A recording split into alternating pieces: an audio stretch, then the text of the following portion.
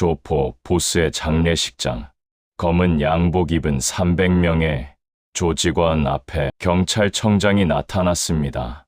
그런데 이 남자, 무릎 꿇은 조폭들을 향해 이렇게 말했어요. 보스님 덕분에 살았습니다. 대한민국 최고 경찰수장이 조폭 보스에게 절을 한 겁니다. 더 충격적인 건 그의 진짜 정체였어요. 35년 전 실종된 재벌가의 외동아들, 3조 원 재산의 유일한 상속자. 어떻게 재벌 후계자가 조폭이 되었을까요? 그리고 왜 경찰청장이 되어 나타났을까요?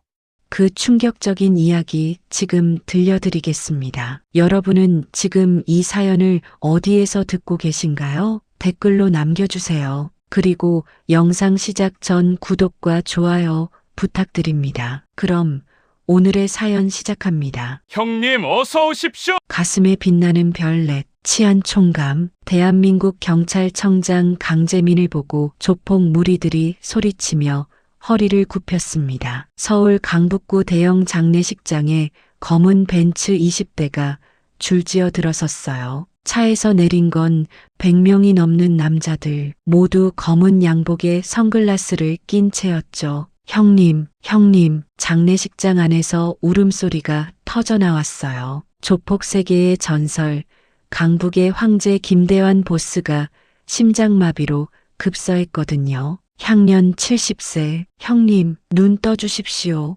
2인자 박철수가 영정을 부여잡고 통곡했어요. 40년간 강북을 지배했던 거물이었죠. 경찰도 검찰도 함부로 건드리지 못했던 인물이었어요. 그런데 이상했어요. 이렇게 큰 조폭 보스가 죽었는데 경찰이 한 명도 나타나지 않았거든요. 오히려 장례식장 주변 경찰들이 모두 철수했어요. 누군가 지시한 거였죠. 새벽 4시 장례식장 정문이 활짝 열렸어요. 한 대의 흑색 에쿠스가 천천히 들어왔죠. 차가 멈췄어요. 뒷좌석 문이 열렸어요. 그리고 그 남자가 나타났어요. 저게 조직원 하나가 입을 막았어요. 다른 이들도 숨을 죽였죠. 경찰 제복을 입은 남자였어요. 가슴에 빛나는 별넷, 치안 총감, 대한민국 경찰청장이었죠. 강재민, 45세, 3개월 전 역대 최연소 경찰청장으로 임명된 인물이었어요. 깨끗한 이력, 화려한 경력, 그는 검찰과 정치권의 부패를 뿌리 뽑겠다고 공언했던 정의의 상징이었죠. 그런 그가 왜 조폭 장례식장에 나타난 걸까요? 청장은 천천히 영정 앞으로 걸어갔어요. 조직원 300명이 길을 열어줬죠. 아무도 말을 못했어요. 경찰청장과 조폭, 절대 함께 있어선 안 될 두 세계가 지금 한 공간에 있었거든요. 재민은 영정 앞에 섰어요. 김대환 보스의 사진을 물끄러미 바라봤죠. 70대 노인의 인자한 미소가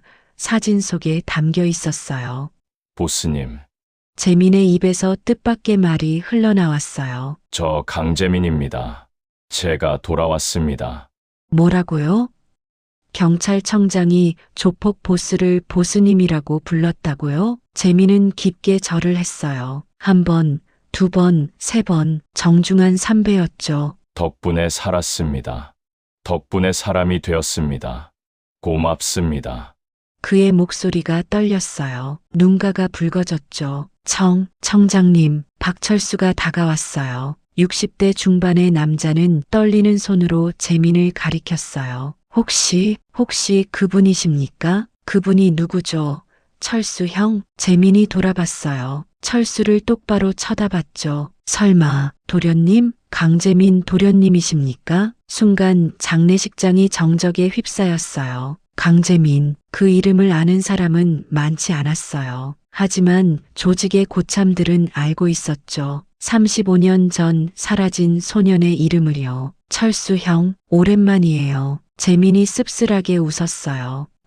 도련님, 박철수가 그 자리에서 무릎을 꿇었어요. 그러자 놀라운 일이 벌어졌죠. 300명의 조직원이 일제히 무릎을 꿇었어요. 강재민 도련님을 뵙습니다. 우렁찬 함성이 장례식장을 뒤흔들었어요. 경찰청장 앞에서 조폭들이 머리를 조아리는 초현실적인 광경이었죠. 다들 일어나세요. 재민이 차분하게 말했어요. 저는 이제 조직원이 아닙니다. 대한민국 경찰청장 강재민입니다. 하지만 도련님은 우리 김대환 파이 알아요. 제가 여기서 자랐다는 거, 김 보스님이 절 키워주셨다는 거. 재민이 다시 영정을 바라봤어요. 10살 때 유괴당해서 이곳에 왔었죠. 죽을 뻔했어요. 그런데 김 보스님이 저를 살려주셨어요. 아니, 살려주신 게 아니라 사람으로 키워주셨죠. 도련님, 보스님은 제게 글을 가르쳐 주셨어요. 학교에 보내주셨고,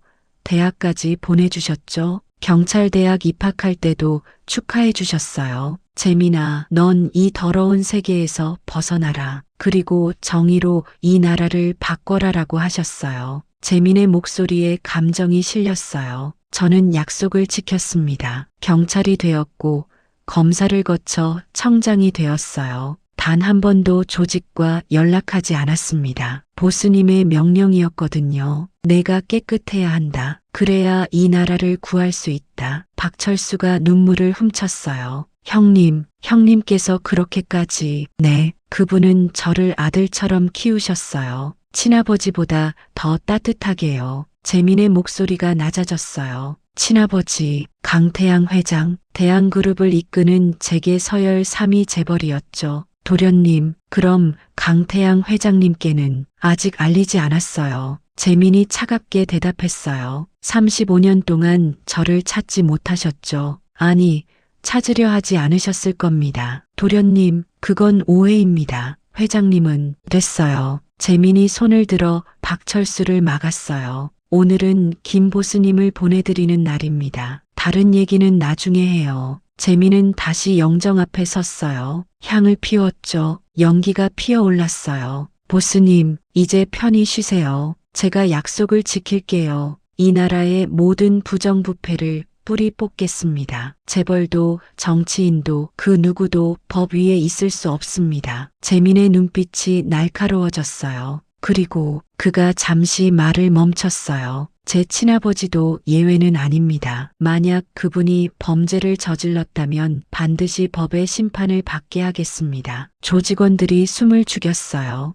경찰청장이 자기 아버지를 조사하겠다는 선언이었거든요. 박철수가 조심스럽게 물었어요. 도련님, 혹시 회장님께서 무슨 일을? 아직 확실하지 않아요. 하지만 김 보스님이 돌아가시기 전에 제게 남긴 유언이 있었어요. 유언이요? 재민아, 내 친아버지를 조사해라. 35년 전 내 유괴 사건에 숨겨진 진실이 있다. 순간 장례식장이 얼어붙었어요. 35년 전 유괴 사건, 10살 소년이 사라진 그 사건에 숨겨진 진실이 있다고요? 하지만 재민은 몰랐어요. 자신이 유괴된 게 아니라 친아버지가 직접 보낸 거라는 사실을요. 그리고 그 뒤에는 더욱 잔인한 비밀이 숨어 있었죠. 바로 그 순간 장례식장 밖에서 타이어 소리가 요란하게 울렸어요. 장례식장 밖에서 검은 벤츠 S클래스 세대가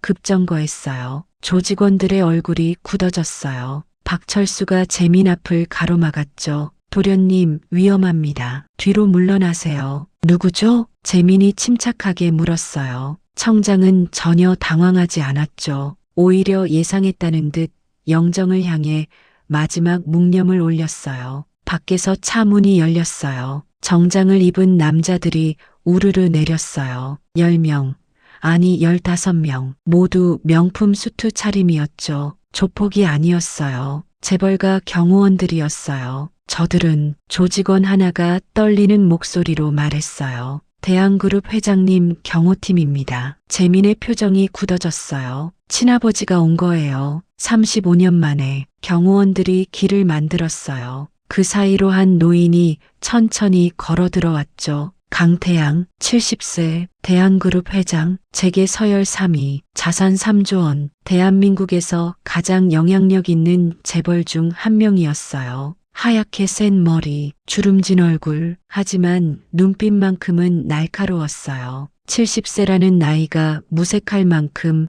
꼿꼿한 자세로 걸어왔죠. 회장은 장례식장 안으로 들어섰어요. 조직원들이 긴장했어요. 재벌과 조폭, 두세 개의 정점이 한 공간에 모인 거였어요. 그런데 회장의 시선이 멈췄어요. 경찰 제복을 입은 남자, 영정 앞에 선 그 사람을 봤죠. 당신이 강재민 청장. 회장의 목소리가 장례식장에 울렸어요. 차갑고 위험 있는 목소리였죠. 재민이 천천히 돌아봤어요. 부자가 35년 만에 마주본 순간이었어요. 강태양 회장님. 재민이 정중하게 고개를 숙였어요. 하지만 목소리에는 감정이 없었죠. 마치 처음 보는 사람에게 하는 인사 같았어요. 회장의 눈이 흔들렸어요. 당신이 왜 여기 있소? 조문 왔습니다. 조문? 경찰청장이 조폭 보스의 장례식에. 김대환 선생님은 제 은인이십니다. 재민이 차분하게 대답했어요. 은인?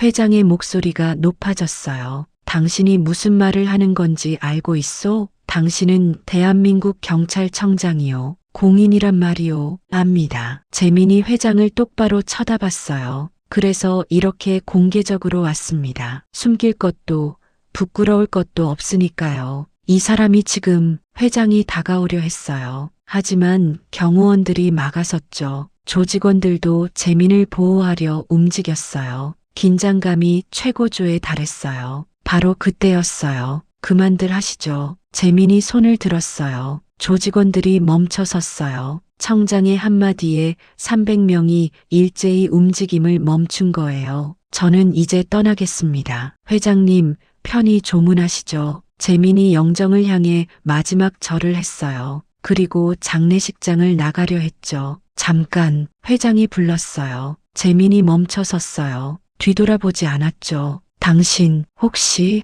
회장의 목소리가 떨렸어요. 70세 노인의 목소리에서 처음으로 감정이 느껴졌죠. 혹시 당신이 내 아들, 재민이요? 정적이 흘렀어요. 재민은 대답하지 않았어요. 그저 고개를 살짝 돌려 회장을 힐끗 봤죠. 두 사람의 얼굴이 살짝 겹쳤어요. 똑같았어요. 코, 눈, 이마선까지. 35년이란 세월이 흘렀지만 혈육은 숨길 수 없었죠. 아니요. 재민이 짧게 대답했어요. 저는 강재민 경찰청장입니다. 강태양 회장님의 아들이 아닙니다. 재민아, 회장이 소리쳤어요. 하지만 재민은 돌아보지 않았어요. 그대로 장례식장을 빠져나갔죠. 회장은 그 자리에 멈춰 섰어요. 다리에 힘이 풀렸죠. 경호원이 재빨리 부축했어요. 회장님, 괜찮아. 회장이 가쁜 숨을 몰아쉬었어요. 가슴을 움켜쥐었죠. 내 아들이야. 내 아들. 살아있었어. 박철수가 조심스럽게 다가왔어요.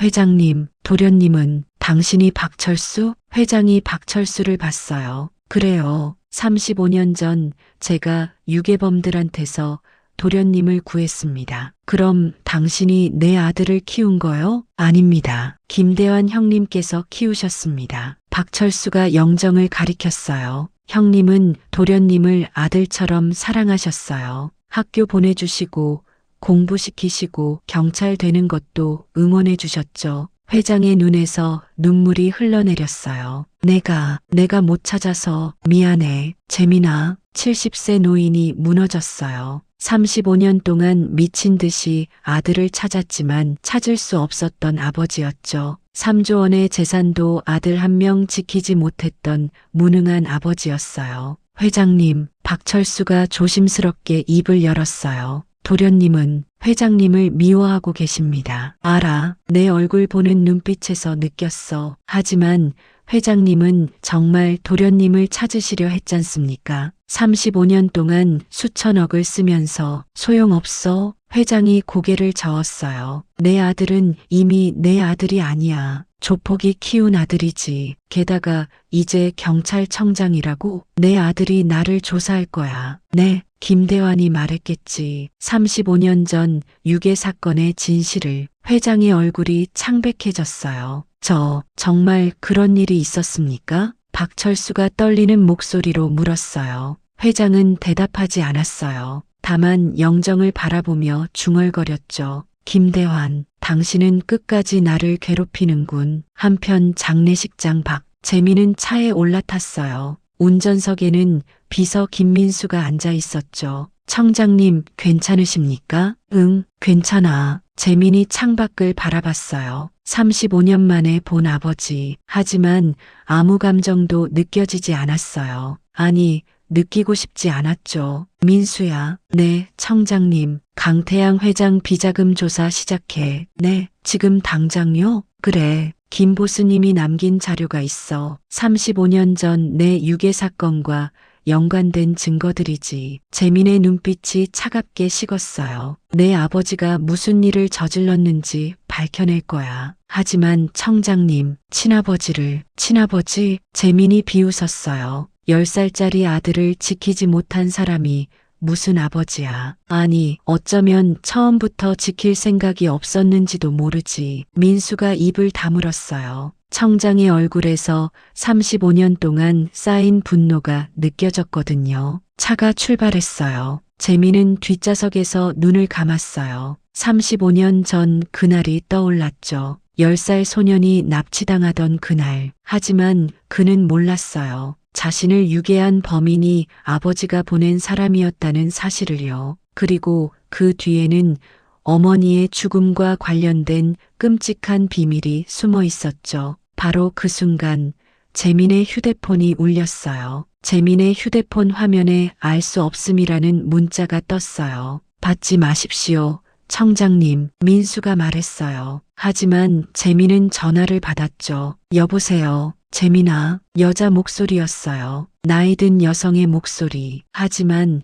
위험이 느껴졌죠. 재민의 얼굴이 굳어졌어요. 당신은 35년 만이구나. 내 손자. 재민은 침묵했어요. 손자라고요? 친할머니도 아닌데 누가 자신을 손자라고 부르는 걸까요? 정영숙. 재민이 차갑게 이름을 불렀어요. 전화기 너머에서 웃음소리가 들렸어요. 그래, 나다. 내 할머니. 할머니? 웃기는 소리 하지 마세요. 왜? 내 아버지 강태양이 내 아들인데 내가 내 할머니 아니냐? 재민의 주먹이 쥐어졌어요. 정영숙. 대한그룹 선대 회장의 부인. 지금은 80세가 넘었지만 여전히 그룹의 실세였죠. 용건만 말씀하세요. 내일 오후 3시 평창동 본가로 와라. 거절합니다. 거절. 정영숙의 목소리가 차갑게 식었어요. 경찰청장이 재벌가 회장 부인의 초대를 거절하는 게 좋겠냐? 협박입니까? 협박이 아니라 제안이다. 너에게 35년 전 진실을 알려주마. 재민의 심장이 뛰었어요. 35년 전 무슨 진실? 내가 왜 유괴당했는지, 그리고 누가 너를 유괴하게 했는지. 전화가 끊어졌어요. 재민은 휴대폰을 내려다봤어요. 손이 떨렸죠. 청장님, 괜찮으십니까? 민수가 걱정스럽게 물었어요.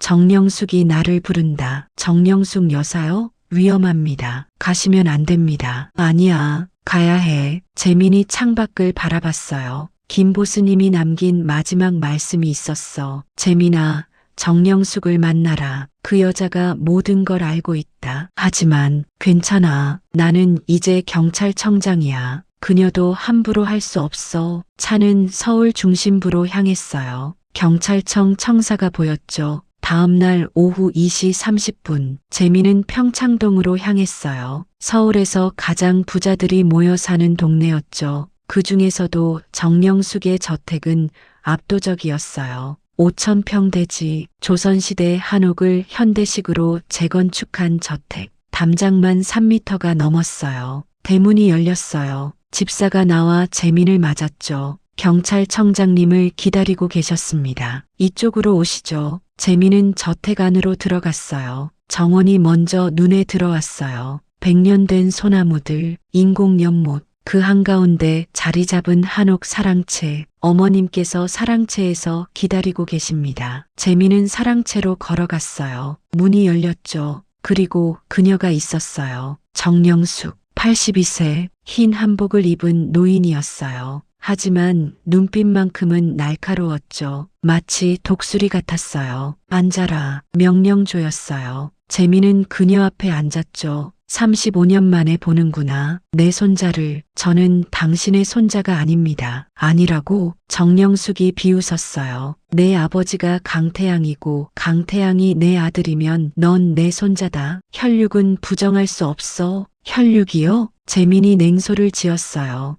혈육이라는 사람들이 10살짜리 아이를 지키지 못했죠. 아니, 지키려 하지 않았을지도 모르고요. 정영숙의 눈빛이 흔들렸어요. 역시 김대환이 말했구나. 무슨 말씀이십니까? 35년 전 내 유괴 사건, 그게 단순한 유괴가 아니라는 걸. 재민의 숨이 멎었어요. 내가 시켰다. 널 유괴하라고. 순간 세상이 멈춘 것 같았어요. 재민은 믿을 수 없다는 표정으로 정영숙을 바라봤어요. 뭐라고요? 내 할머니인 내가 너를 유괴하게 했다. 정영숙이 태연하게 말했어요. 마치 날씨 얘기하듯 담담했죠.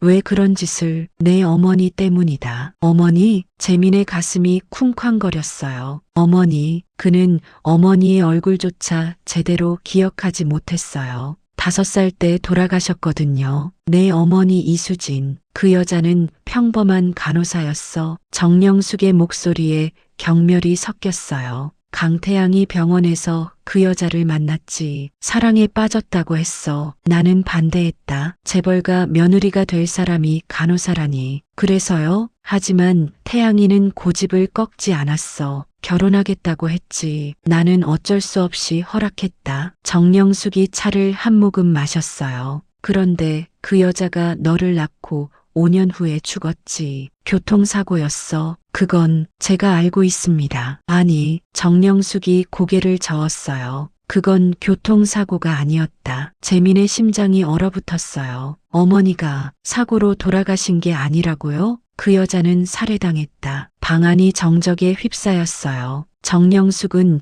계속 말을 이어갔어요. 내 어머니는 알고 있었어. 대한그룹의 비자금 조성을 말이다. 그 여자가 병원 간호사로 일할 때 우연히 알게 된 거지. 비자금? 그래. 수천억 원의 비자금. 정치인 매수, 검사 매수, 언론 통제에 쓰인 돈이었어. 그 여자가 그걸 알고 있었고 경찰에 제보하려 했지. 재민은 숨을 멈췄어요. 그래서 어머니를 내가 막았다. 회사를 지키기 위해서였어. 정영숙의 목소리에는 죄책감이 없었어요. 오히려 당연하다는 듯 말했죠. 교통사고로 위장했다. 완벽했어. 경찰도 의심하지 않았지. 재민의 주먹이 떨렸어요. 분노가 치솟았죠. 그럼 저는요? 왜 저까지 유괴하게 했습니까? 내 아버지가 변했기 때문이다. 정영숙의 눈빛이 차갑게 식었어요. 아내를 잃은 후 태양이는 미쳐버렸어.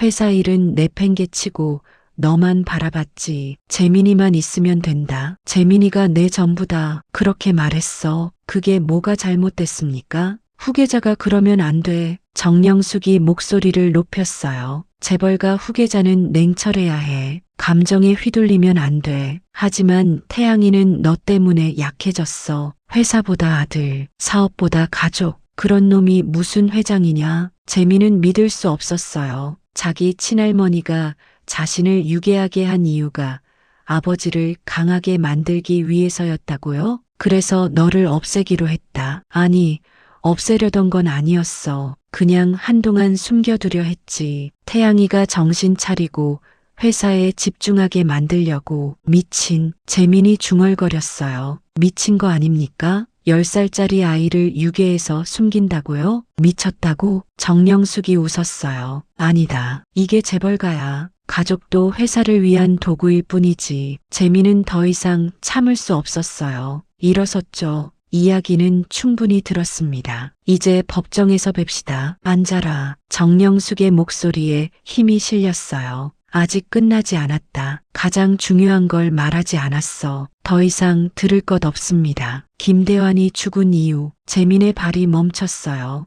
김 보스님이. 왜요? 그 사람도 살해당했다. 정영숙이 조용히 말했어요. 심장마비가 아니었어. 독살이었지. 재민의 온몸이 얼어붙었어요. 누가 모르겠다. 하지만 내가 경찰청장이 되고 나서 죽었다는 게 우연은 아닐 거야. 정영숙이 재민을 똑바로 봤어요. 누군가 내가 진실을 알까봐 김대환을 죽인 거다. 그리고 그 누군가는 정영숙이 잠시 말을 멈췄어요. 내 친아버지일지도 모른다. 재민은 그 자리에 굳어버렸어요. 친아버지가 김보스님을 죽였다고요? 하지만 정영숙은 더 충격적인 비밀을 숨기고 있었어요. 35년 전 유괴 사건의 진짜 주모자는 따로 있었거든요. 그리고 그 사람은 지금도 재민의 바로 곁에서 숨을 쉬고 있었죠. 바로 그때 사랑채 밖에서 발소리가 들렸어요. 문이 열렸어요. 검은 정장을 입은 남자가 들어왔죠. 재민의 눈이 커졌어요. 아버지, 강태양 회장이었어요. 어젯밤 장례식장에서 본 그 사람. 어머니,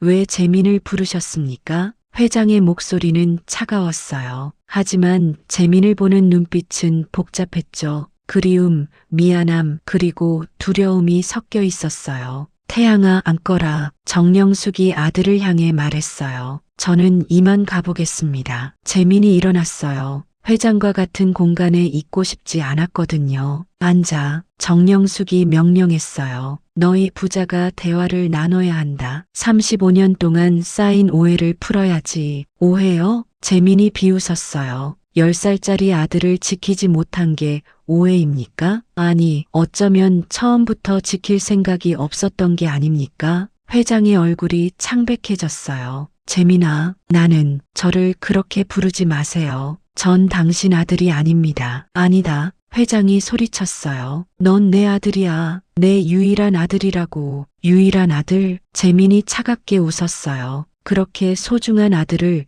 왜 지키지 못했죠? 35년 동안 왜 찾지 못했습니까? 찾았어. 미친 듯이 찾았다고. 회장이 재민에게 다가왔어요. 하지만 재민은 뒤로 물러섰죠. 나는 35년 동안 하루도 빠짐없이 너를 찾았어. 사설 탐정 100명을 고용했고 수천억 원을 썼어. 하지만 찾을 수 없었어. 넌 증발해버린 것 같았어. 회장의 목소리가 떨렸어요. 매일 밤 악몽을 꿨어. 내가 어딘가에서 고통받고 있을 거라고. 배고프고 추울 거라고. 아빠, 도와줘라고 외치고 있을 거라고. 회장의 눈에서 눈물이 흘러내렸어요. 70세 노인이 무너지고 있었죠. 재민은 그 모습을 보며 가슴이 아팠어요. 하지만 감정을 드러낼 수 없었어요. 35년 동안 쌓인 상처가 너무 깊었거든요. 그만하세요. 재민이 냉정하게 말했어요. 이제 와서 눈물 흘린다고 해서 달라지는 건 없습니다. 재민아, 강재민 청장이라고 부르세요. 재민이 회장을 똑바로 쳐다봤어요. 저는 이제 경찰청장입니다. 그리고 당신은 제가 조사해야 할 용의자입니다. 용의자?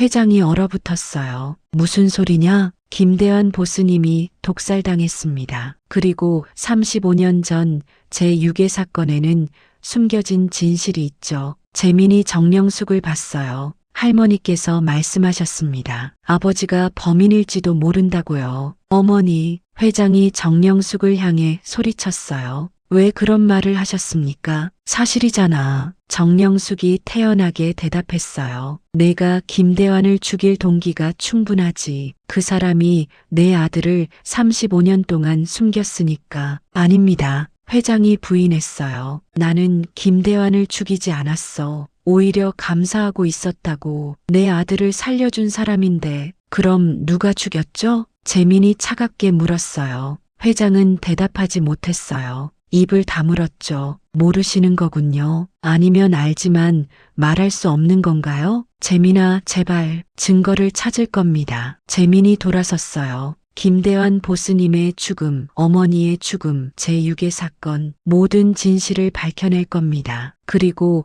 범인이 누구든 반드시 법의 심판을 받게 하겠습니다. 잠깐, 정영숙이 불렀어요. 하나 더 알려줄 게 있다. 재민이 멈춰 섰어요. 35년 전 너를 유괴한 사람은 3명이었어. 그중 2명은 이미 죽었지. 하지만 1명은 아직 살아있어. 재민의 심장이 뛰었어요. 누구죠? 박철수. 순간 세상이 멈춘 것 같았어요. 뭐라고요? 김대환파의 2인자 박철수, 그 사람이 너를 유괴한 사람 중 하나였어. 재민은 믿을 수 없었어요. 철수 형이요? 자신을 구해줬다고 생각했던 그 사람이 실은 유괴범이었다고요? 거짓말이죠. 거짓말이 아니야. 내가 돈을 주고 고용한 사람이었어. 박철수는 원래 김대환파 소속이 아니었지. 나한테 고용된 용병이었어. 그럼 철수 형이 저를, 그래, 유괴했지. 하지만 계획이 틀어졌어. 박철수가 갑자기 마음을 바꿨거든. 정영숙이 쓴웃음을 지었어요.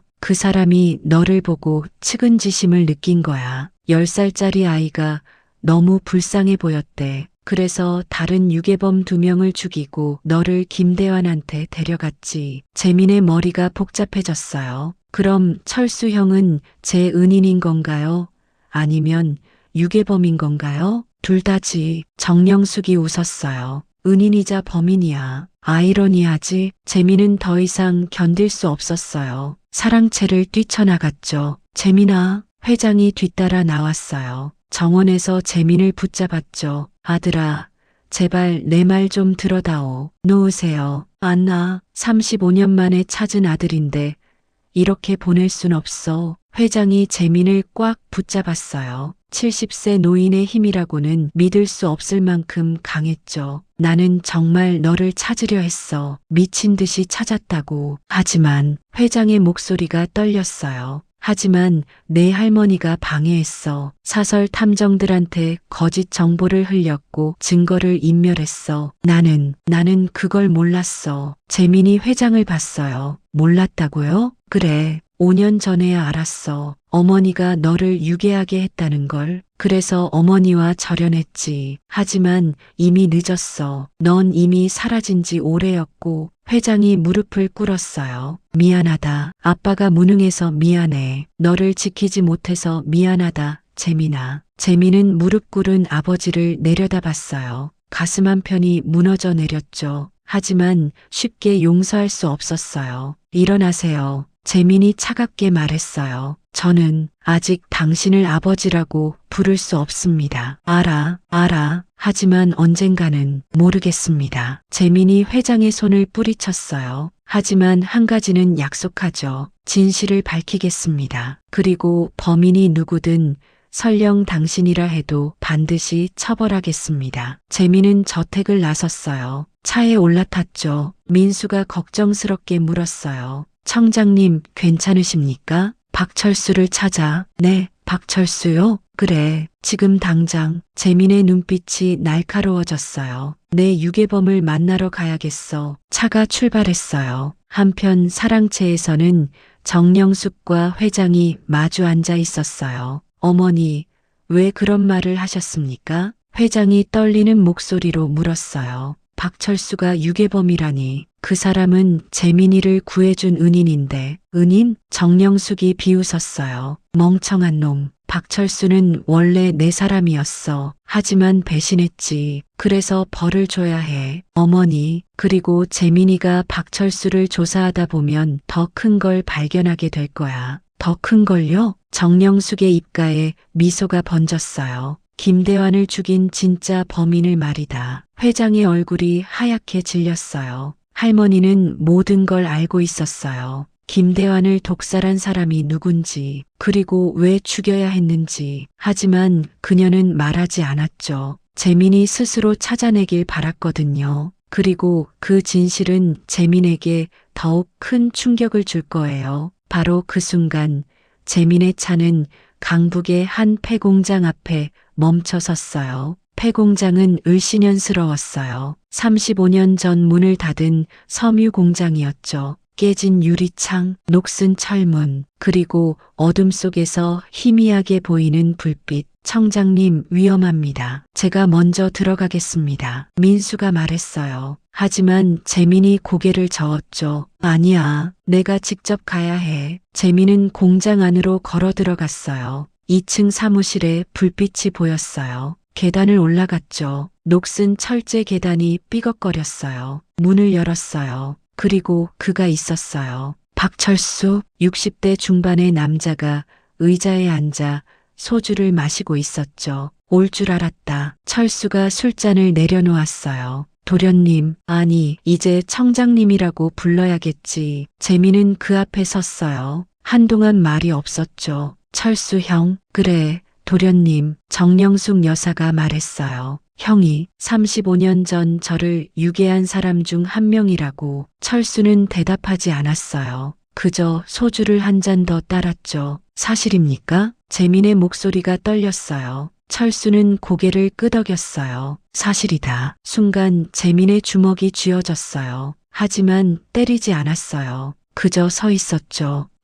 왜 그런 짓을? 돈 때문이었다. 철수가 쓰게 웃었어요. 정영숙 여사가 5억을 줬어. 35년 전 5억이면 엄청난 돈이었지. 너를 유괴해서 어딘가에 숨겨두기만 하면 되는 거였어. 그래서 저를, 그래, 유괴했지. 철수가 재민을 봤어요. 눈가가 붉어졌죠. 2004년 5월 15일, 내가 초등학교에서 나오는 걸 기다렸어. 검은 승합차를 몰고 가서 너를 납치했지. 넌 소리도 지르지 못했어. 입을 막았거든. 재민은 그날을 기억했어요. 10살 소년이 납치당하던 그날을요. 차에 태워서 강원도 산속으로 갔어. 폐가옥이 있었지. 거기서 너를 가뒀어. 철수의 목소리가 떨렸어요.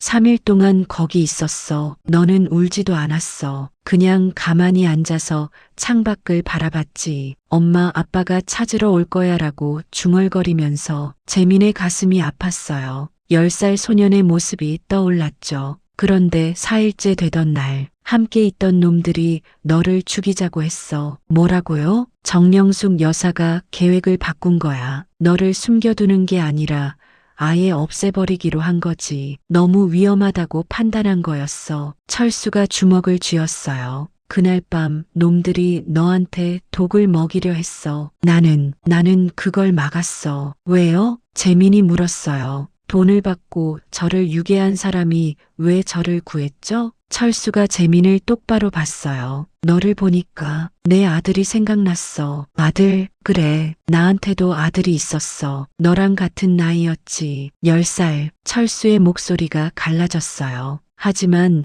백혈병으로 죽었어. 병원비가 없어서 치료도 제대로 못 받았지. 그래서 나는 돈이 필요했어. 아내와 남은 딸을 먹여 살리기 위해서. 재민은 아무 말도 할 수 없었어요. 너를 보는 순간 내 아들이 보였어. 만약 우리 아들이 살아있었다면 너처럼 생겼을 거라고 생각했지. 그래서 너를 죽일 수 없었어. 철수가 눈물을 닦았어요. 그날 밤 다른 놈 2명을 죽였어. 그리고 너를 데리고 김대환 형님한테 갔지. 형님은 조폭이었지만 의리가 있는 사람이었거든. 형님한테 모든 걸 고백했어. 그리고 부탁했지. 이 아이를 살려주십시오. 제발이요. 그래서 김보스님이. 형님은 화를 내셨어. 어떻게 10살짜리 아이를 유괴할 수 있느냐고. 하지만 너를 보시더니 표정이 바뀌셨어. 철수가 웃었어요. 형님도 아들을 잃은 사람이었거든. 20대 때 아들이 있었는데 교통사고로 죽었대. 그래서 형님은 너를 보시고 결심하신 거야. 이 아이를 내가 키우겠다고. 재민의 눈에서 눈물이 흘렀어요. 그렇게 제가 조폭 세계로. 그래, 형님은 너를 아들처럼 키우셨어. 학교 보내주시고 공부시키시고 대학까지 보내셨지. 하지만 절대 조직에 끌어들이지 않으셨어. 철수가 고개를 숙였어요. 재민이는 깨끗하게 키워야 한다. 이 더러운 세계와는 다르게. 형님은 항상 그렇게 말씀하셨어. 재민은 주저앉았어요. 너무 많은 진실이 한꺼번에 쏟아졌거든요. 그런데 형은 왜 이제 와서 말하는 겁니까? 형님이 돌아가셨으니까. 철수가 소주잔을 비웠어요. 형님이 마지막으로 하신 말씀이 있었어. 철수야, 재민이가 진실을 알아야 한다. 내가 직접 말해라. 그리고 용서를 구해라. 철수가 무릎을 꿇었어요. 도련님, 미안합니다. 정말 미안해요. 너를 유괴한 건 내 평생의 죄예요. 재민은 무릎 꿇은 철수를 바라봤어요. 미워해야 할까요? 아니면 감사해야 할까요? 유괴범이자 은인, 그 모순된 존재를 어떻게 대해야 할지 알 수 없었어요. 형, 재민이 입을 열었어요. 김보스님이 정말 독살당한 겁니까? 철수가 고개를 들었어요. 그래, 부검 결과를 내가 따로 의뢰했어. 형님 몸에서 청산가리 성분이 나왔어. 누가 그런 짓을 모르겠어. 하지만 형님이 돌아가시기 일주일 전에 이상한 사람이 찾아왔었어. 누구죠? 대한그룹 비서실 사람이었어. 너한테 메시지를 전하러 왔다고 했지. 재민의 심장이 뛰었어요. 무슨 메시지였습니까? 경찰청장이 되신 걸 축하합니다. 하지만 과거는 묻어두시는 게 좋을 겁니다. 안 그러면 철수가 말을 멈췄어요. 안 그러면 뭐라고 했죠? 안 그러면 소중한 사람들이 다칠 수 있습니다. 재민의 얼굴이 굳어졌어요. 협박이었군요. 그래, 형님은 웃으셨어. 재벌놈들이 겁을 먹었구나. 좋아.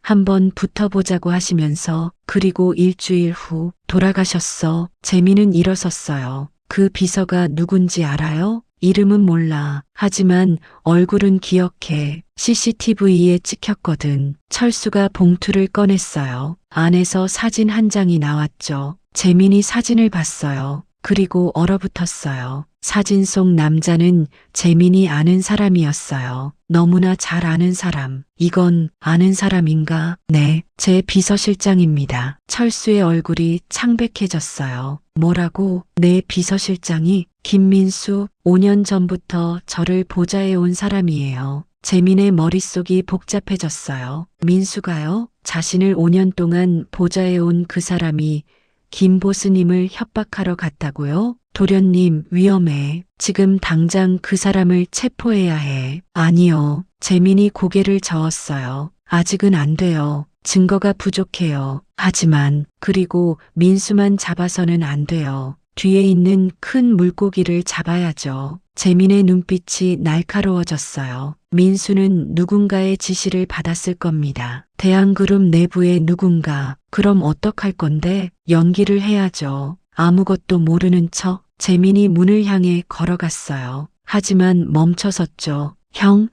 제가 형을 용서할 수 있을지 모르겠어요. 하지만 한 가지는 확실해요. 재민이 뒤를 돌아봤어요. 형이 저를 살려준 건 감사합니다. 그리고 김보스님께 저를 데려가 준 것도요. 철수의 눈에서 눈물이 흘러내렸어요. 도련님, 하지만 형은 여전히 범죄자예요. 유괴범이자 살인범이죠. 언젠가는 법의 심판을 받아야 할 겁니다. 알아. 그날을 기다리고 있어. 재민은 공장을 나섰어요. 밖에서 민수가 기다리고 있었어요. 청장님, 오래 걸리셨네요. 무슨 일 있으셨습니까? 민수의 얼굴에는 걱정이 가득했어요. 하지만 이제 재민은 알았어요. 그 걱정이 진짜인지 가짜인지. 아니야. 별일 없어. 재민이 자연스럽게 웃었어요. 가자. 청사로 돌아가야지. 네, 청장님. 차가 출발했어요. 재민은 뒷좌석에서 민수의 뒷모습을 바라봤어요.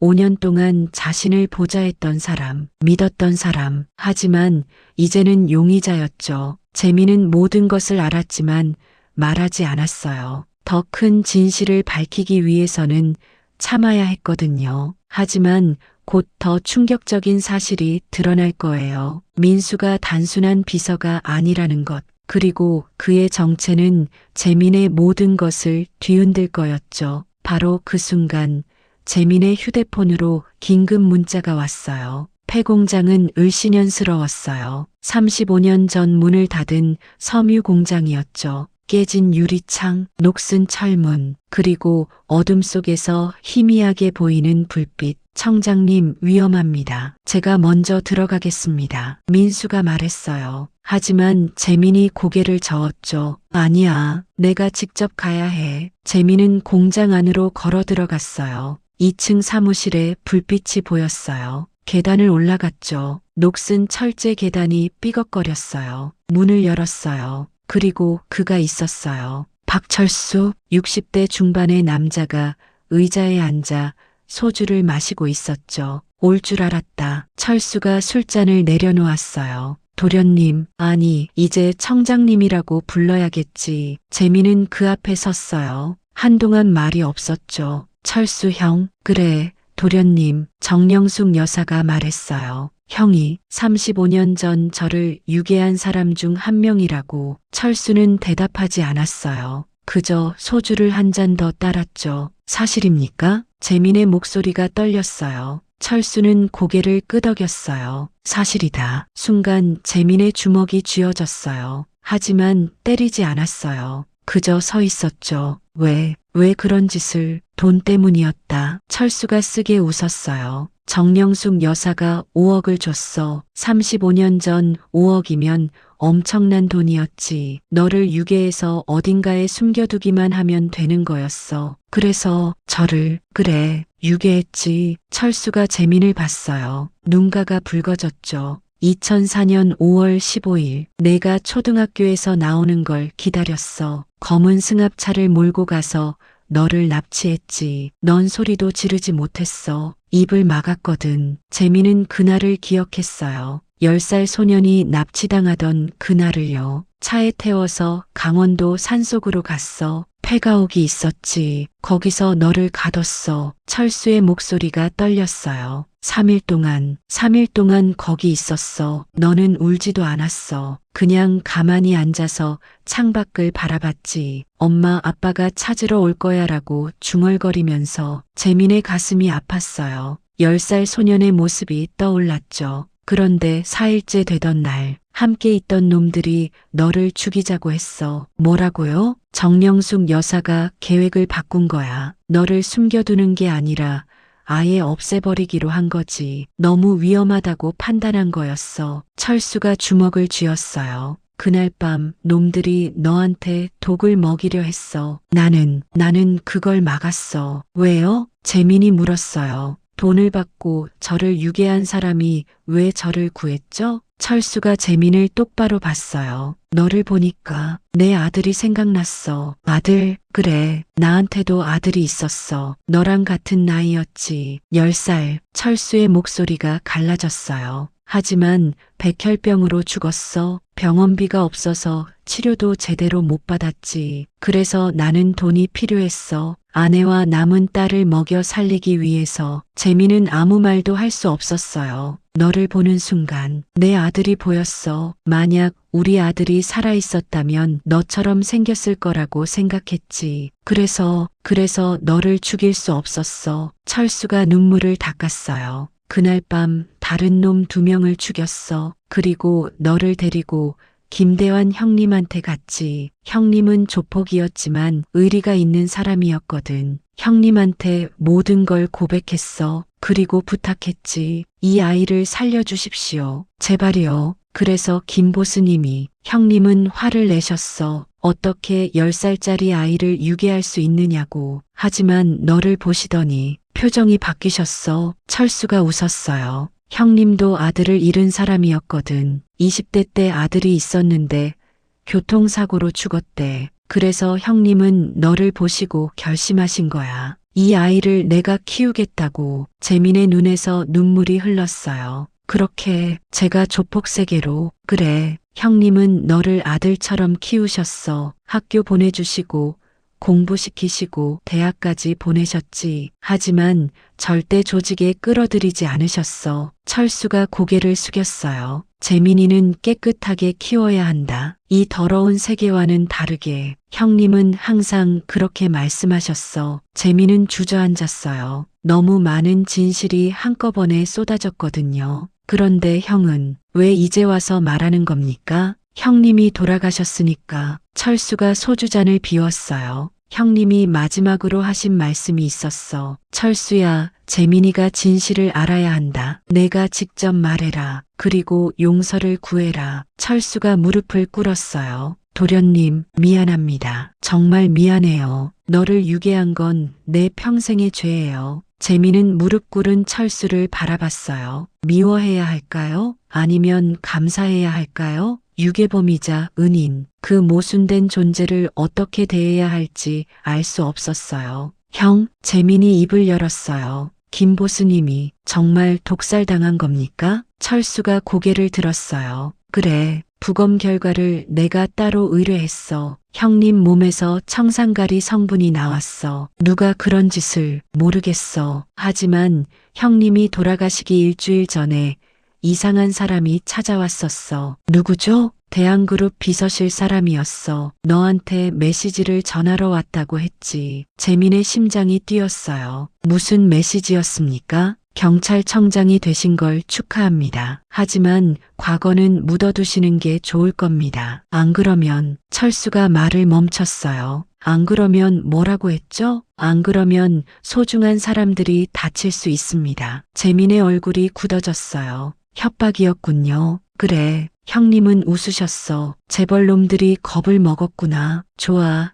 한번 붙어보자고 하시면서 그리고 일주일 후 돌아가셨어. 재민은 일어섰어요. 그 비서가 누군지 알아요? 이름은 몰라. 하지만 얼굴은 기억해. CCTV에 찍혔거든. 철수가 봉투를 꺼냈어요. 안에서 사진 한 장이 나왔죠. 재민이 사진을 봤어요. 그리고 얼어붙었어요. 사진 속 남자는 재민이 아는 사람이었어요. 너무나 잘 아는 사람. 이건 아는 사람인가? 네, 제 비서실장입니다. 철수의 얼굴이 창백해졌어요. 뭐라고? 내 비서실장이? 김민수, 5년 전부터 저를 보좌해 온 사람이에요. 재민의 머릿속이 복잡해졌어요. 민수가요? 자신을 5년 동안 보좌해 온 그 사람이 김 보스님을 협박하러 갔다고요? 도련님, 위험해. 지금 당장 그 사람을 체포해야 해. 아니요. 재민이 고개를 저었어요. 아직은 안 돼요. 증거가 부족해요. 하지만, 그리고 민수만 잡아서는 안 돼요. 뒤에 있는 큰 물고기를 잡아야죠. 재민의 눈빛이 날카로워졌어요. 민수는 누군가의 지시를 받았을 겁니다. 대한그룹 내부의 누군가. 그럼 어떡할 건데?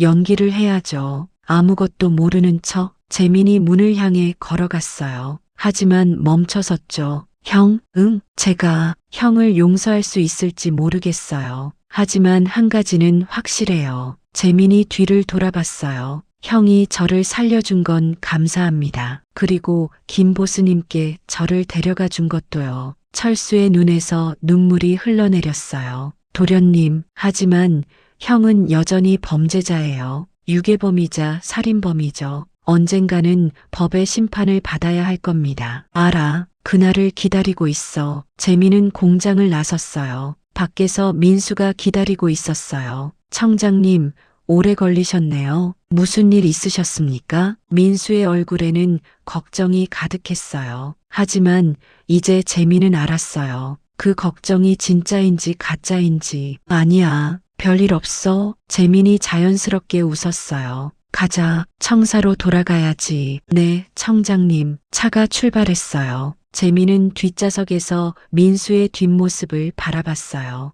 5년 동안 자신을 보좌했던 사람, 믿었던 사람. 하지만 이제는 용의자였죠. 재민은 모든 것을 알았지만 말하지 않았어요. 더 큰 진실을 밝히기 위해서는 참아야 했거든요. 하지만 곧 더 충격적인 사실이 드러날 거예요. 민수가 단순한 비서가 아니라는 것. 그리고 그의 정체는 재민의 모든 것을 뒤흔들 거였죠. 바로 그 순간 재민의 휴대폰으로 긴급 문자가 왔어요. 사천. 재민의 휴대폰 화면에 긴급 문자가 떴어요. 긴급 대한그룹 본사 화재 발생. 사상자 다수. 즉시 출동 요망. 청장님, 민수가 급히 말했어요. 대한그룹 본사에 화재가 발생했습니다. 뭐라고? 재민의 얼굴이 굳어졌어요. 아버지의 회사, 아니, 이제는 그냥 조사 대상일 뿐이지만 사상자는 아직 파악 중입니다. 하지만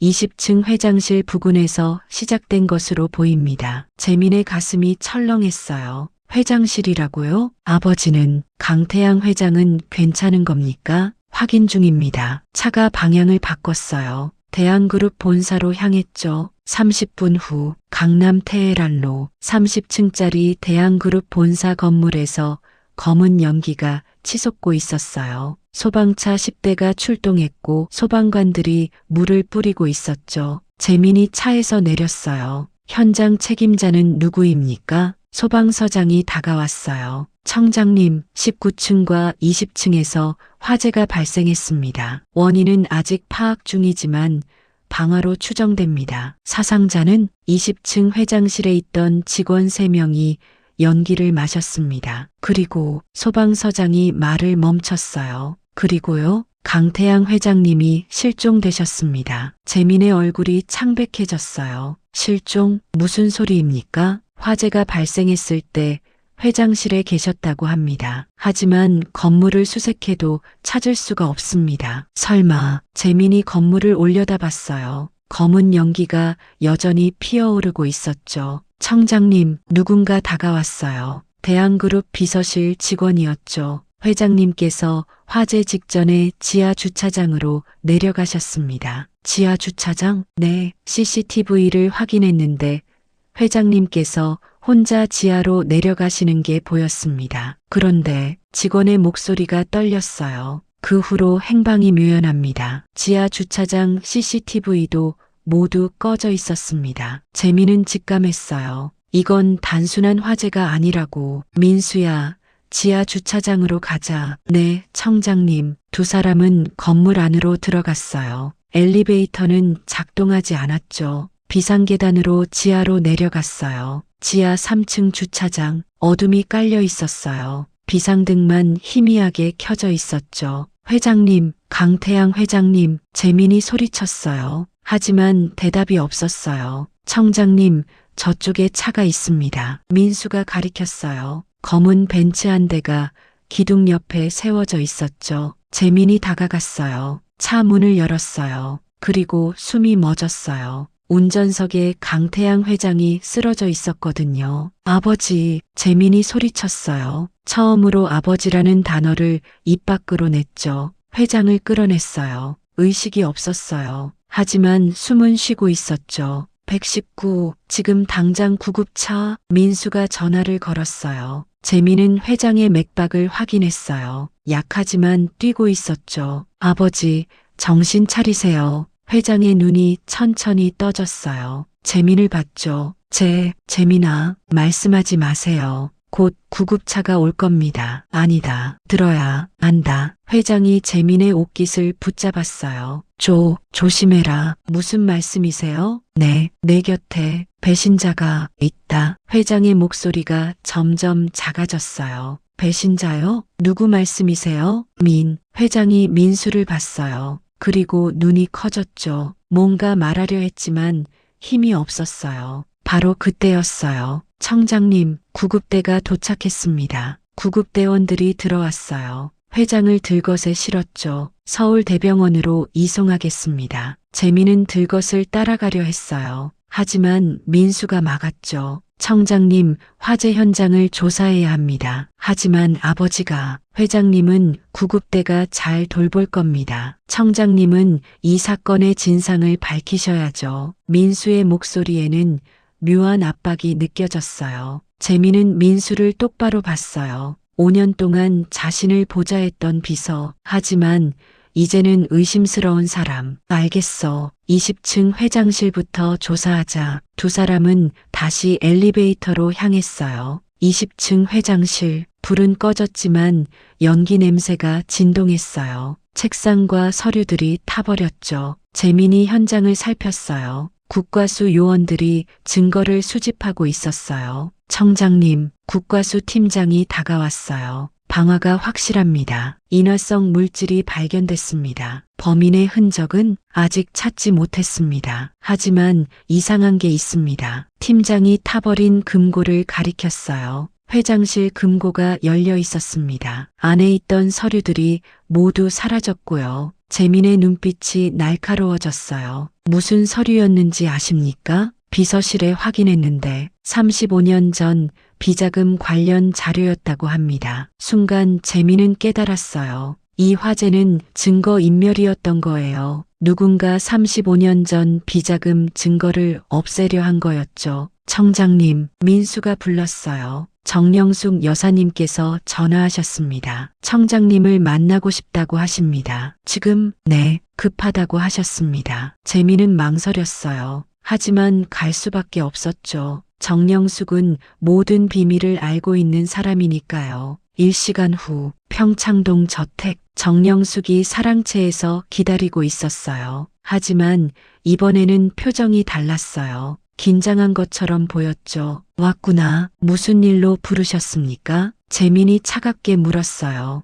태양이가 습격당했다며? 네. 지하 주차장에서 쓰러진 채 발견됐습니다. 죽었느냐? 아닙니다. 의식은 돌아왔습니다. 정영숙이 안도의 한숨을 쉬었어요. 처음으로 인간적인 모습을 보였죠. 다행이구나. 걱정되십니까? 할머니께서 직접 아들을 괴롭혀 놓고 괴롭힌 게 아니라 강하게 만든 거다. 정영숙이 재민을 똑바로 봤어요. 하지만 이번 건 내가 한 게 아니다. 그럼 누가 했습니까? 모르겠다. 하지만 한 가지는 확실하다. 정영숙이 일어났어요. 창문으로 다가가 밖을 바라봤죠. 누군가 대한그룹을 노리고 있다. 35년 전 비밀을 묻기 위해서. 35년 전 비밀이요? 너의 어머니 이수진. 그 여자를 죽인 사건 말이다. 재민의 가슴이 뛰었어요. 제가 알기로는 할머니께서 어머니를 죽이셨다고 했는데요. 명령은 내가 했지. 하지만 직접 죽인 건 아니다. 정영숙이 돌아봤어요. 실행범이 따로 있었어. 그리고 그 사람이 지금 너를 노리고 있다. 누구죠? 그건 나도 모른다. 35년 전에는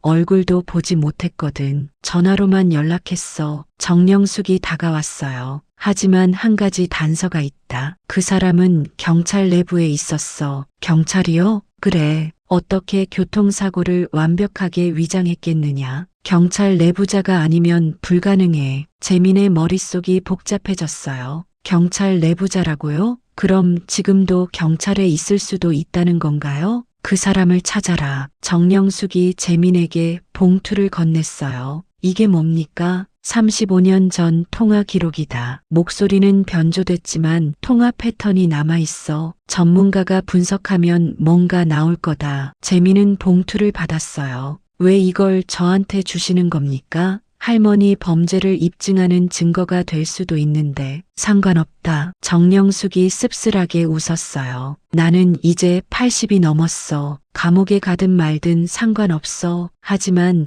내 아들 태양이는 살려야 해. 그리고 내 손자인 너도. 재민은 정영숙을 새롭게 봤어요. 냉혈한처럼 보였던 이 여자도 결국 가족을 걱정하는 할머니였던 거예요. 알겠습니다. 범인을 찾겠습니다. 재민은 저택을 나섰어요. 민수가 기다리고 있었죠. 청장님, 어떻게 되셨습니까? 새로운 단서를 얻었어. 재민이 봉투를 들었어요. 이걸 국과수에 보내서 분석해줘. 알겠습니다. 민수가 봉투를 받아들었어요. 하지만 그 순간 재민은 봤어요. 민수의 손이 미세하게 떨리는 걸. 차에 올라탔어요. 재민은 뒷좌석에서 민수를 관찰했어요. 비서는 평소처럼 운전했지만 뭔가 긴장한 것 같았어요. 민수야. 네, 청장님. 너 나한테 숨기는 거 없지? 순간 민수의 어깨가 굳어졌어요. 무슨 말씀이십니까? 아니야. 그냥 물어본 거야. 그날 밤 11시 재민은 민수를 미행하기로 했어요. 경찰청을 나서는 민수를 조심스럽게 따라갔죠. 민수는 자기 차를 타고 강남으로 향했어요. 평범한 퇴근길처럼 보였어요. 하지만 갑자기 방향을 바꿨죠. 청담동의 한 고급 빌딩 지하 주차장으로 들어갔어요. 재민도 뒤따라 들어갔어요. 민수는 주차장 구석에 차를 세웠어요. 그리고 다른 차에 탔죠. 검은 세단이었어요. 재민은 숨을 죽였어요. 쌍안경으로 지켜봤죠. 세단 안에서 민수가 누군가와 대화하고 있었어요. 상대방은 보이지 않았어요. 하지만 민수의 표정이 심각했죠. 10분 후 민수가 차에서 내렸어요. 손에 서류 봉투를 들고 있었죠. 정영숙이 준 바로 그 봉투였어요. 증거를 넘기는 건가? 재민의 심장이 뛰었어요. 세단이 출발했어요. 재민은 그 차를 따라갔죠. 차는 한강 다리를 건너 여의도로 향했어요. 그리고 한 고급 아파트 지하 주차장에 멈췄죠. 운전석에서 한 남자가 내렸어요. 재민은 그 사람을 봤어요. 그리고 온몸이 얼어붙었어요. 설마 그 사람은 경찰청 차장이었어요. 재민의 바로 윗사람 김철호 차장. 차장님이. 재민은 믿을 수 없었어요. 김 차장은 30년 경력의 베테랑이었어요. 누구보다 정직하다고 알려진 사람이었죠. 차장은 엘리베이터를 탔어요. 재민도 계단으로 뒤따라 올라갔죠. 15층. 차장은 한 집 앞에 섰어요. 초인종을 눌렀죠. 문이 열렸어요. 그리고 그 순간 재민의 세계가 무너졌어요. 문을 연 사람은 정영숙이었거든요. 들어오세요, 김 차장. 예, 여사님. 차장이 고개를 숙이며 안으로 들어갔어요. 재민은 복도 구석에 숨어서 지켜봤어요. 5분 후 차장이 나왔죠. 손에는 아무것도 없었어요. 재민은 차장이 떠난 후 그 집 문 앞에 섰어요. 초인종을 눌렀죠. 누구시오? 정영숙의 목소리가 들렸어요. 저예요. 강재민입니다. 잠시 정적이 흘렀어요. 그리고 문이 열렸죠. 정영숙이 놀란 표정으로 서 있었어요. 어떻게? 김철호 차장이 방금 나갔더군요. 재민이 안으로 들어갔어요. 할머니, 대체 무슨 짓을 하시는 겁니까? 앉아라. 정영숙이 침착하게 말했어요. 이제 모든 걸 말해줄 때가 된 것 같구나. 재민은 앉았어요. 주먹을 쥐고 있었죠. 김철호 차장, 그 사람이 20년 전 경찰 내부자입니까? 그렇다. 정영숙이 인정했어요. 김 차장이 내 어머니 교통사고를 조작했어. 그리고 수사를 막았지. 재민의 온몸이 떨렸어요. 왜 그런 짓을? 돈 때문이지. 내가 10억을 줬어. 20년 전 10억이면 엄청난 돈이었지. 그럼 민수는요? 제 비서 김민수는 무슨 관계입니까? 정영숙의 표정이 복잡해졌어요. 민수는 김 차장의 아들이다. 순간 세상이 멈춘 것 같았어요. 뭐라고요? 김철호의 아들이 김민수야. 그 아이는 아버지가 무슨 짓을 했는지 몰라. 하지만 내가 심어놓은 거지. 내 곁에. 왜 제 곁에? 너를 감시하기 위해서였어. 내가 과거를 파헤치는지 확인하려고. 재민은 배신감에 몸서리쳤어요. 5년 동안 믿었던 비서가 스파이였다고요? 하지만 정영숙이 말을 이었어요. 민수는 달라졌어. 5년 동안 너를 보필하면서 진심으로 너를 따르게 됐지. 이제는 내 편이 아니라 내 편이야. 무슨 근거로 그렇게 말씀하십니까? 오늘 민수가 나한테 전화했어. 여사님, 저는 더 이상 청장님을 배신할 수 없습니다. 제 아버지가 무슨 짓을 했든 청장님 편에 서겠습니다라고 했지. 재민은 혼란스러웠어요. 그럼 민수는 내 편이야. 하지만 김 차장은 아니지. 차장은 지금도 과거를 묻으려 하고 있어. 그래서 아버지를 습격한 것도 아마 그럴 거다. 태양이가 20년 전 진실을 알고 있으니까. 재민은 일어섰어요. 이제 끝낼 때가 됐습니다. 뭘 끝낸다는 거냐? 모든 진실을 밝히겠습니다. 어머니의 죽음, 제6의 김보스님의 독살, 그리고 범인들을 모두 법정에 세우겠습니다. 재민의 눈빛이 불타올랐어요. 할머니도 예외는 아닙니다. 알고 있다. 정영숙이 씁쓸하게 웃었어요. 내 죄를 받을 준비는 되어 있어. 하지만 한 가지만 부탁한다. 무엇입니까? 내 아버지는 용서해다오. 그 사람은 정말 너를 사랑했어. 재민은 대답하지 않았어요. 그저 집을 나섰죠. 다음 날 새벽 6시 재민은 경찰청에 긴급 회의를 소집했어요. 주요 간부들이 모였죠. 김철호 차장도 있었어요. 오늘 새벽 중대한 발표를 하겠습니다. 재민이 일어섰어요. 대한그룹 비자금 사건과 20년 전 교통사고 사건을 재수사하겠습니다. 회의실이 술렁였어요. 그리고 이 사건들과 연루된 경찰 내부 인사도 조사할 것입니다. 김철호 차장의 얼굴이 굳어졌어요. 청장님, 그게 무슨 말씀입니까? 차장님도 아시잖습니까? 20년 전 그 사건들 말입니다. 재민이 차장을 똑바로 봤어요. 순간 정적이 흘렀어요. 김 차장은 재민을 노려봤죠. 하지만 재민은 물러서지 않았어요. 드디어 모든 진실을 밝힐 때가 온 거예요. 하지만 그는 몰랐어요. 가장 큰 반전이 아직 남아있다는 사실을요. 민수가 숨기고 있는 마지막 비밀이 말이죠. 바로 그때 회의실 문이 열렸어요. 회의실 문이 열렸어요. 민수가 들어왔죠. 손에는 서류 뭉치를 들고 있었어요. 청장님, 증거를 확보했습니다. 민수야. 재민이 놀란 표정으로 비서를 봤어요. 김철호 차장의 20년 전 통화 기록, 계좌 이체 내역, 그리고 김대환 보스님 독살 증거까지 모두 있습니다. 민수가 서류를 테이블에 올려놓았어요. 김 차장이 벌떡 일어났어요. 이 자식이, 아버지. 민수가 차장을 봤어요. 네, 내가 뭐라고 했느냐? 아버지라고 불렀습니다. 하지만 이제 아버지의 죄를 덮을 수 없습니다. 배신이 아닙니다. 정의를 선택한 겁니다. 20년 동안 아버지는 거짓 속에 살았습니다. 저도 그 거짓에 동참했고요. 하지만 이제 끝내야 합니다. 재민이 다가왔어요. 김철호 차장, 20년 전 이수진 씨 교통사고 조작, 증거인멸, 그리고 김대환 씨 독살 교사 혐의로 체포합니다. 청장님, 차장이 소리쳤어요. 나는 명령을 따른 것뿐이야. 정영숙 여사가 시킨 거라고 알고 있습니다. 정영숙 여사도 함께 조사받을 겁니다. 경찰들이 차장을 연행했어요. 청장님, 제발 내 아들만은. 민수는 아무것도 몰랐어요. 알고 있습니다. 재민이 조용히 말했어요. 민수 씨는 용기를 낸 겁니다. 아버지의 죄를 덮지 않고 진실을 선택했죠. 그건 처벌받을 일이 아닙니다. 민수의 눈에서 눈물이 흘러내렸어요. 청장님, 감사합니다. 일주일 후 서울대병원 특실, 강태양 회장이 침대에 누워 있었어요.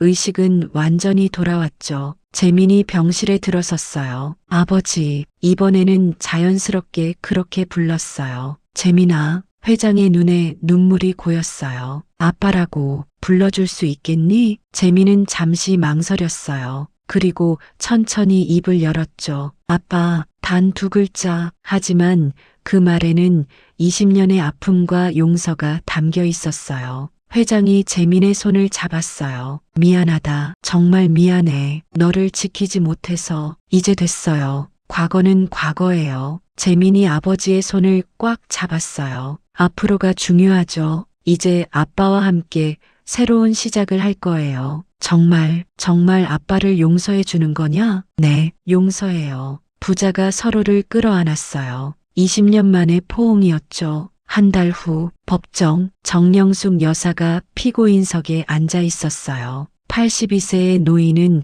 의연한 표정이었죠. 피고인에게 징역 5년을 선고합니다. 판사의 판결이 떨어졌어요. 정영숙은 미소를 지었어요. 방청석에 앉은 재민을 봤죠. 재민도 할머니를 바라봤어요. 두 사람은 서로 고개를 끄덕였어요. 이것이 끝이자 시작이었어요. 그날 저녁, 재민은 강북의 한 공동묘지를 찾았어요. 김대환 보스의 묘 앞에 섰죠. 보스님, 약속 지켰습니다. 재민이 무릎을 꿇었어요. 범인들을 모두 잡았어요. 이제 편히 쉬세요. 바람이 불었어요. 마치 김 보스가 대답하는 것 같았죠. 그리고 감사합니다. 저를 사람으로 키워주셔서 덕분에 오늘의 제가 있습니다. 재민은 꽃을 놓고 일어섰어요. 박철수가 멀리서 지켜보고 있었어요. 재민이 그를 봤죠. 철수 형, 도련님, 형도 자수하세요. 그게 속죄하는 길입니다. 철수가 고개를 끄덕였어요. 알겠네. 형님 곁에서 속죄하겠어. 6개월 후 강재민 경찰청장은 전국 경찰관들 앞에서 연설하고 있었어요. 우리는 정의를 지키는 사람들입니다. 권력도, 돈도, 그 무엇도 법 위에 있을 수 없습니다. 박수가 터져 나왔어요. 연설이 끝난 후 재민은 청사 밖으로 나왔어요. 아버지 강태양 회장이 기다리고 있었죠. 아빠, 왜 여기 오셨어요? 아들 보고 싶어서. 회장이 웃었어요. 저녁 같이 먹을래? 아빠가 쏠게. 좋아요. 부자가 함께 걸어갔어요. 20년 만에 되찾은 일상이었죠. 여러분, 긴 이야기였습니다. 20년 만에 돌아온 재벌 후계자, 조폭으로 살다가 경찰청장이 된 남자. 그는 모든 진실을 밝혀냈고 가족을 되찾았습니다. 때로는 인생이 우리를 어둠 속으로 밀어넣기도 해요. 하지만 포기하지 않으면 반드시 빛을 찾을 수 있습니다. 오늘 이야기가 여러분의 마음에 닿았기를 바랍니다. 구독과 좋아요 부탁드리고요. 댓글로 한마디 남겨주시면 복 받으실 거예요. 감사합니다.